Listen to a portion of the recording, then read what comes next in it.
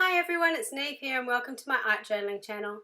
Today we're going to be doing creating image transfers using a gel print plate.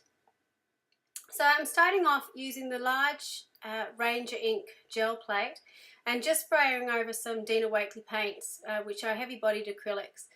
So one thing I found when I'm doing this is you need to be using a good acrylic paint to do this. I find you get a better transfer, and I've personally found I get great transfers using the Dina Wakley, but any acrylic paints will work. Now you can see when I first sprayed that on, I had quite a lot of ink on there. It's quite juicy. To do really great transfers, it actually needs to be fairly thin, almost translucent. You should almost be able to see through the paint. To do this, you need to have a glossy magazine image, and you need to burnish it really well down onto the surface. So you can see I'm really sort of pushing down, making sure there's no lumps and bumps in it, and making sure it's got really great contact with the paint that's on the surface. I'm also taking my time and just taking off some of the ink around the edges, just because it was going to get on my hands. And these are the pieces of paper I'm using, are just pieces of paper I've got sitting around my desk that I can sort of do extra stuff on. Now, I don't know, I'm not usually a patient person, and I think it was actually just waiting that little bit extra before taking the print that I actually got this really great print. This is a really subjective thing and you do need to practice with it. I was really lucky getting a great print the very first time. The next few prints you'll see weren't as perfect as this one. I was absolutely blown away that that came out so well. So please don't think that you have to get it perfect the first time. There's lots of trial and error doing this. Now, I really liked the image transfer on white paper, and I'm just using a lightweight cardstock here. But a lot of gel prints that I've seen do them on top of coloured papers. So that original print that you saw when I had too much ink on my page, I thought, okay, well I can use a contrasting colour on my gel plate and print on top of that navy cardstock, so I'm not wasting anything. So again, same type of paint. This is cheddar and lemon, I think, just mixed together. And again, going over, trying to make it as smooth as possible and as translucent as possible. And if you think you've got too much paint on, do a print and then just add your brayer back on again.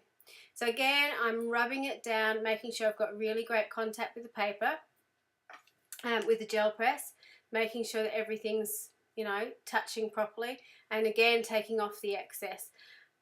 At the time when I was doing this, I didn't realise that this may have had an effect on how well the print was working. It may not have a brilliant effect, but it was certainly helping me get these images. Now this print would have looked fantastic, I think, if I just printed on white, but I chose to print it on top of that blue paper, and it kind of lost the detail of it. So when you see me pull up this print, it has transferred over. You can sort of see the face, but it kind of gets lost in that blue.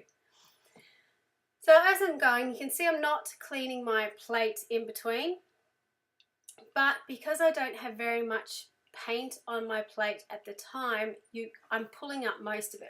I'm also not cleaning my brayer in between.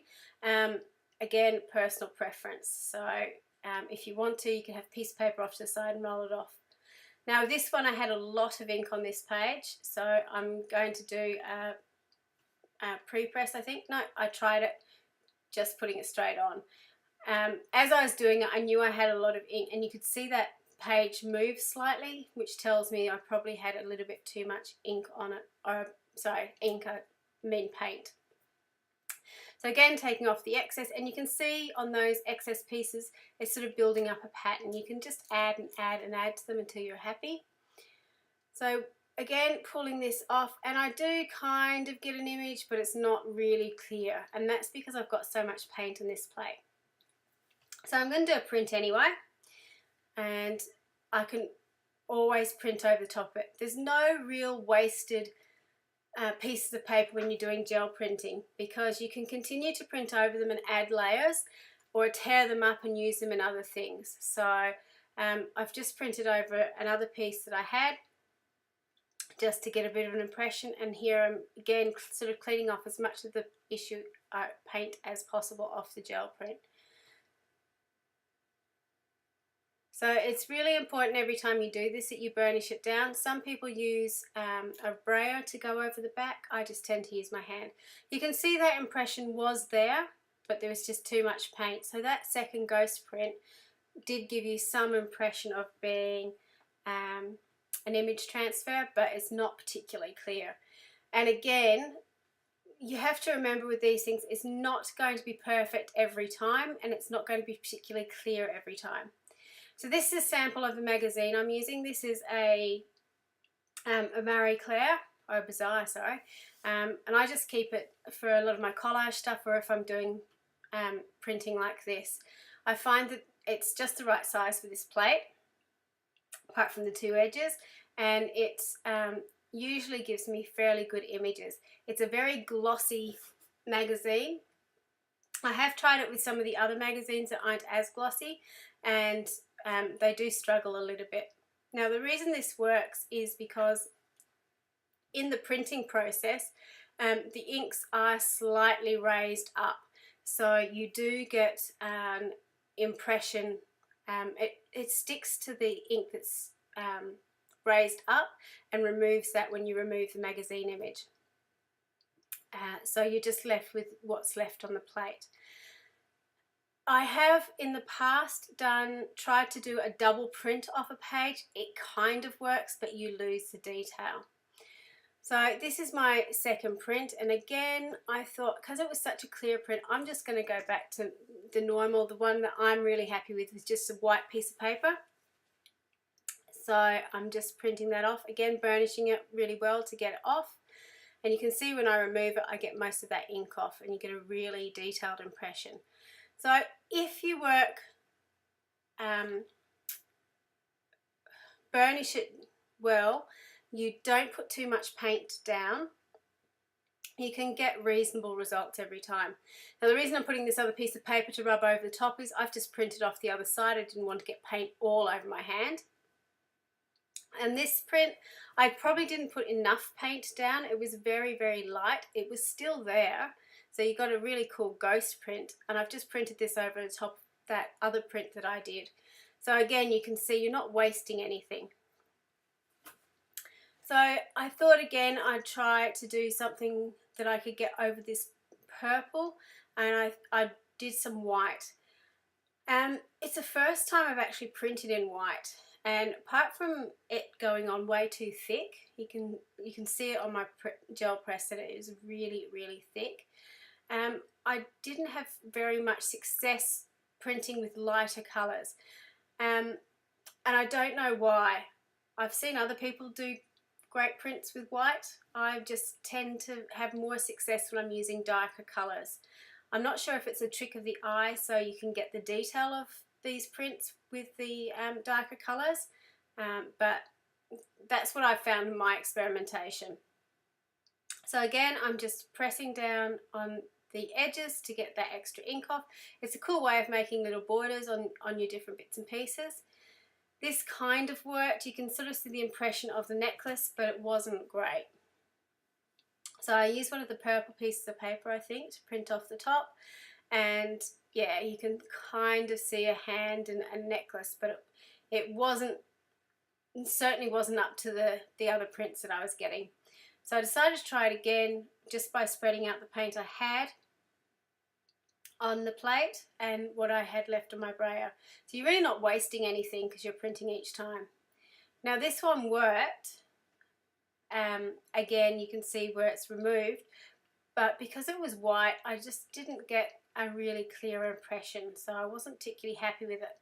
The one thing that I do like about doing this technique is if you write into a monoprinting plate, everything will be reversed, but because this is reversed already and you're printing it again, you actually get the writing the right way up. So if there is text on your piece of paper, you will be able to see what it is and you will be able to read it. So just be aware that if you've got something on there, text on there, it will be readable.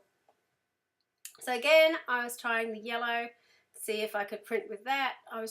I had all my paint sitting next to me. I thought, oh, try this, try that, see what's going to happen. So I'm glad you're sort of seeing the successes and the failures, because the last video I did with this has got a ridiculous amount of views, but I actually only did one print on it, which was successful. So I wanted you to see what works and what doesn't work when you do this. Now at the moment in Tassie, we're in the middle of a heat wave, which sounds ridiculous for Tasmania, but it is a lot warmer than it usually is. So the paint was drying a lot quicker than it usually would dry. So I was working quite quickly. Temperature, humidity is all going to make an impact on what you're doing. So if you're not having very much success, think about sort of the time and temperature, and if there's any outside things that might be affecting what you're doing. But the most success I have is when I have thin paint. So a lot of people who are really struggling with this have got a lot of paint on their gel plate.